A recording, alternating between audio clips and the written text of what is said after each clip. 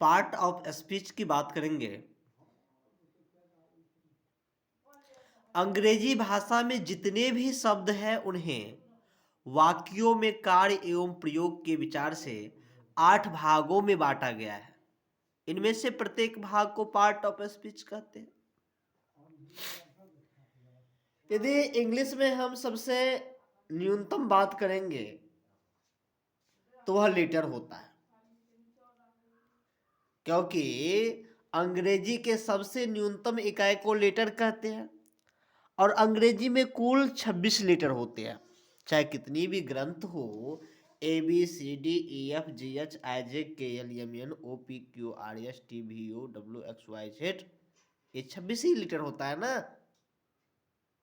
और लेटर के मेल से बनता है वर्ड, वो भी सही मेल होना चाहिए, क्योंकि लेटर का ऐसा मेल होना चाहिए जिसका कुछ ना कुछ अर्थ निकलता हो, मीनिंगफुल, तभी हम उसको वर्ड कहेंगे।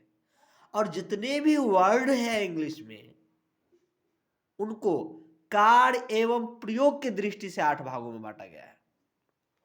इंग्लिश डिफिनेशन होता है इनका कि all the English word are divided into 8 groups according to the work they do in a sentence. Each group is called part of a speech. All the English words are divided into 8 groups according to the work do in a sentence. Each group is called part of a speech. यानी अंग्रेजी भाषा में जितने भी शब्द हैं उन्हें वाक्यों में कार्य एवं प्रयोग के विचार से 8 भागों में बांटा गया है। इनमें से प्रत्येक भाग को पार्ट ऑफ स्पीच कहते हैं। तो जूनियर ग्रामर जब आप पढ़ेंगे तो सबसे पहले ये डिफिनेशन याद रखना है ग्रामर के अंदर पार्ट ऑफ स्पीच का। पार्ट ऑफ स्पीच का डिफिनेशन याद रखना है। यदि इंग्लिश डिफिनेशन आपको सहूलियत लगता है तो इंग्लिश याद करिए, यदि हिंदी सहूलियत लगता है तो हिंदी याद करिए, लेकिन पार्ट ऑफ स्पीच का डिफिनेशन याद रखना है। और डिफिनेशन में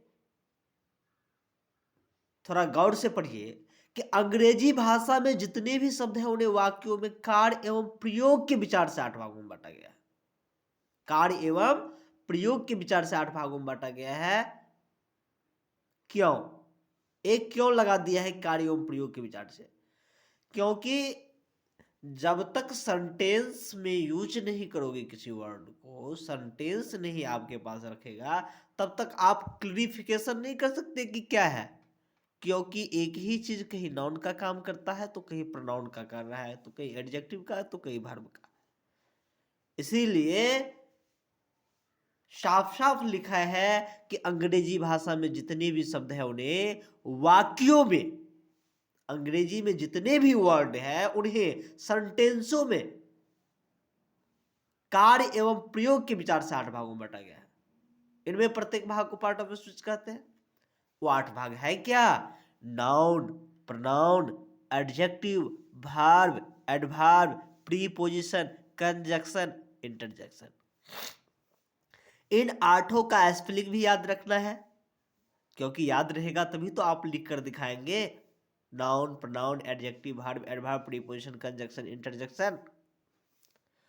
तो सर्वप्रथम इसकी डिफिनेशन याद रखना है।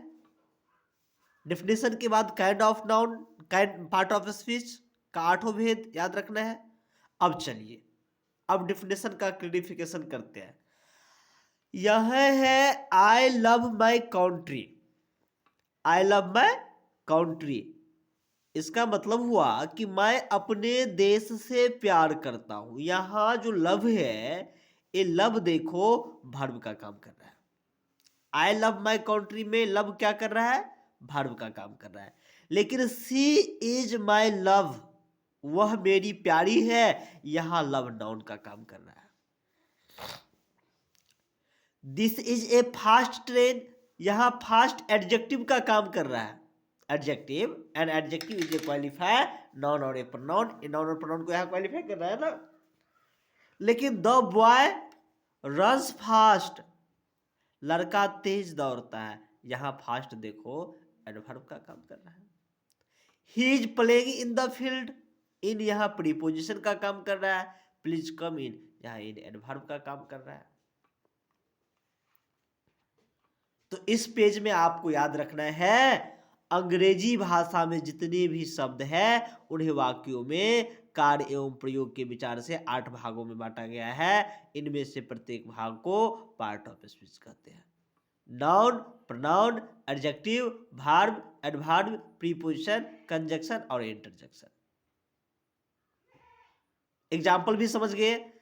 आई लव माई कंट्री, यहाँ लव वर्ब का काम कर रहा है, यहाँ वर्ब लव, नाउन वर्ब, यहाँ लव वर्ब है। सी इज माई लव, यहाँ लव नाउन है। This is a fast train, यहाँ फास्ट एडजेक्टिव है। द बॉय रन्स फास्ट, यहाँ फास्ट एडवर्ब है। He is playing in the field, यहाँ इन प्रीपोजिशन है। प्लीज कम इन, यहाँ इन एडवर्ब है। अब अगले वीडियो में काइंड ऑफ नाउन पर बात करेंगे। धन्यवाद।